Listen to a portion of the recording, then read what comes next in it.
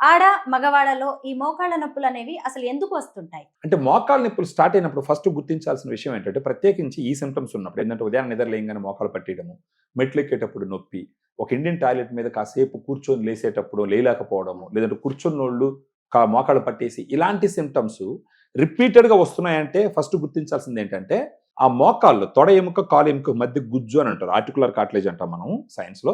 దాన్ని మన అర్థం కోసం గుజ్జు అని అంటారు. ఒక కుషన్ లాగా ఉంటది.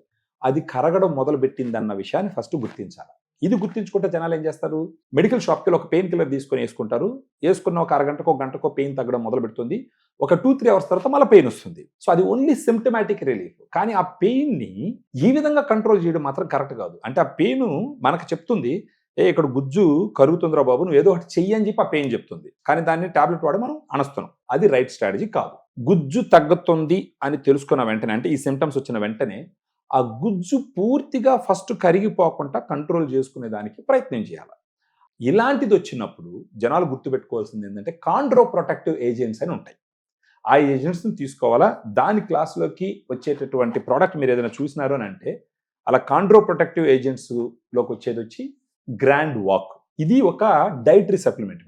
దీంట్లో 8 రకాల పోషకాలు ఉంటాయి. ఒకటొచ్చేసి glucosamine 1500 milligram, chondroitin 1200 milligram, curcumin 1500 milligram, collagen 40 MG, bacillus 250 MG, vitamin C 80 MG, పైనజెరాడిన బార్క్ ఎక్స్ట్రాక్ట్ 100 ఎంజీ. ఈ విధంగా 8 రకాలైనటువంటి సప్లిమెంట్స్.